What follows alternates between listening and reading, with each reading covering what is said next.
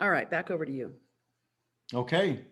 So the idea was to get clear on our PIP score, our prospects in play, and then also practice the art of promotion with some of our prospects in this one time only, idea of event.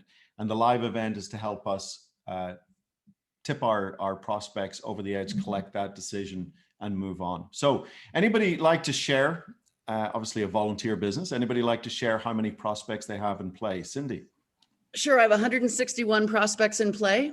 And I was like, okay, so I need to text Larry real quickly and figure out how to see a list on Genie that is recently reached out to as opposed to alphabetical, because alphabetical doesn't do me any good. I've got, 4,000 something contacts in there. Yeah. So anyway, that was a really great refresher course for me, because I have a tendency to get people all excited and then leave them there. And they're floating around in the universe somewhere going, wonder what happened to her, So some of these people I've sent information to, some people have, they were moving, how life is. And so everybody's at a different place in their life. And, but if you asked me before this call, how many prospects in play I had, I would have no clue whatsoever. So this has been a good exercise for me. Very cool. Anybody else want to share their PIP score? Cosimo and then Benita. It's 115 suspects and 6 or 7 prospects. So your PIP score is 6 or 7? Okay. Yeah. So here's the thing. There is no half person. It's either 6 or it's 7.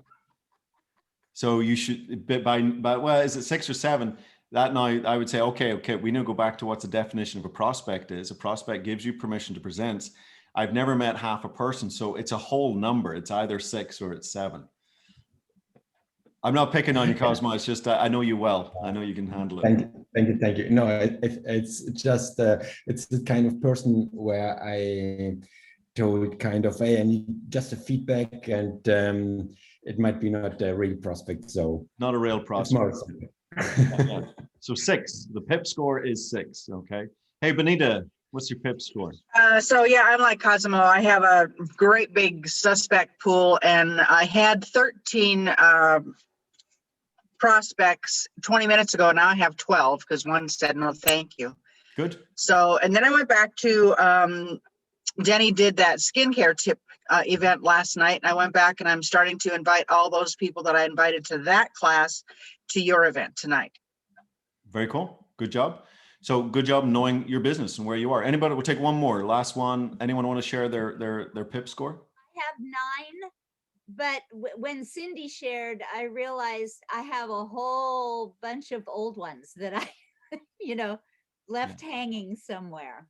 So the way I work my leads, I've got a suspect pool, I've got my prospect pool, and if prospects get stale, they go into the witness protection program, I haven't had a definitive no from them, then I move them to the maybe lake. I move them to the maybe pool. They're ones I don't consider them in play. See, notice I said prospects in play, not prospects. Prospects in play. I mean, I have prospects from 2009 that are still hanging out there, but they're in a different file. They're in a different part of the contact management system. It's prospects in play. These are the ones that you're currently working with. Because when there's a live event, like the skincare event, or tonight's call, or there's a big announcement, or you hear an amazing testimonial, or whatever it is, you want to very quickly, for time management sakes, you want to go to your prospects and play. That's your list that you want to work with. That's your hot list. And so it's really, really important to have that list. Again, if you know what you're dealing with, you can deal with anything. And you've got to know where you are in your business. And so my number was 27 prospects in play. These are people that if there's an event on, I've got, boom, if I have time, I have 27 people that I need to call very quickly. And by the way, having that sense of urgency, knowing that you've got maybe 11 calls or 7 calls or 20 calls. One of the things, just a little tip, when I first started my business was I had very little time to build my ASEA business. I was working 12 to 16 hours a day, 8 days a week, if God had invented an 8-day week. And I literally had to build my business in the cracks of the day. So my calls went a little bit like this. Hey, Cindy, it's Alan here. Listen, I've stumbled across something I'm really excited about. I've got like 5 calls to make and I only have about 5 minutes. So I've got to keep this really short. And so what would happen is I would actually set the tone, the urgency, the excitement. It wasn't, hey, Cindy, what's going on? How's the brown snow in Aspen? You know? That's in Vail, Alan. The brown know. sauce in Vail. I remember. I'm just being bad. So, you know, you've no sense of urgency. So I love to say, okay, how many calls do I have to make? And how long do I have to make it? Hey, Bo, listen, it's Alan here. Got something really exciting I want to share with you. But man, I've got like 7 calls to make and I've only got about 10 minutes. So I got to keep this brief.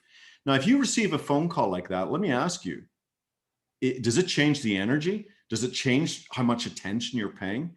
Okay, so it's the same thing. Again, when you've got that list in front of you, it's not just one name, but you're going, okay, everybody on my pip sheet needs to know what's going on tonight. And hey, I'm part-time in this gig, so I have maybe 30-minute max to get through this exercise. And I'm telling you, that creates an energy that moves your business forward. But that's maybe another topic for another time. Any other? Alan, just to be clear, I do have 161 prospects in play. The difference is when we're prospecting on Facebook, right? I don't have these guys' phone numbers. I don't have their email. I have them on Messenger. And so, but I will invite 161 people to your presentation tonight and I'll let you know what happens. Ooh, you make me nervous. I hope I don't mess up. Oh, you won't mess up. I think you've done it a couple times. A few times. So yeah, I'm more old school. I'm kind of a phone guy. By the way, best headset I ever got. It doesn't go into the ear. It's an AfterShokz, and it's through bone vibration technology, and absolutely amazing. AfterShokz, best headset ever.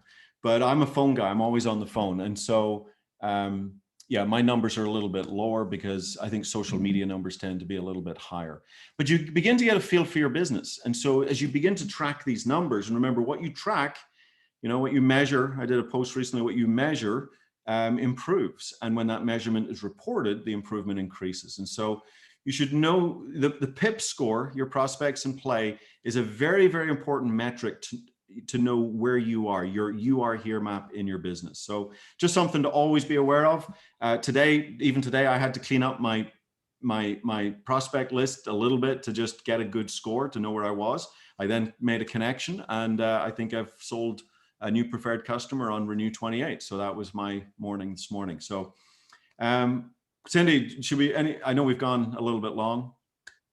No, it's good. I just, you know, it's so interesting to look at it like this because, you know, what we've just sponsored 4 people last week, and those people are in a different part of the process. And so, you know, our focus is now, okay, we got these 161 people that might want to do something, but we've got 4 people that said yes. They came on as associates.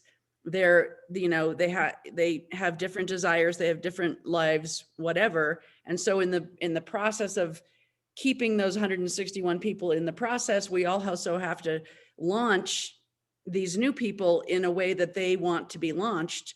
And so all of a sudden, talk about juggling plates, you know what I mean? You got a lot of different things in the air because at the end of the day, it's not about you, it's about them, and everybody's on a different time clock, right?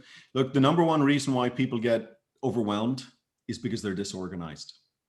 Organization is critical, and you've got to find what works for you. For some, it's Genie. For some, it's an old Excel spreadsheet. Guys, I actually am a three ring binder guy. I actually went back to say, when was I most productive? When was I most on top of my game? And again, I'm a phone guy, so fewer leads, maybe stronger contact, but fewer leads.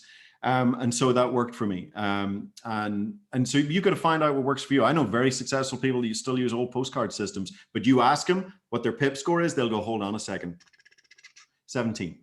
They know the state of their business. That's the key here. It doesn't matter what you use, find what's right for you, but you've got to know where you are in your business. If you don't, your business feels like a slippery bar of soap. You never can quite get hold of it. There's a meeting tonight, you missed it. You go, oh, you know, I should have told so-and-so about that call tonight.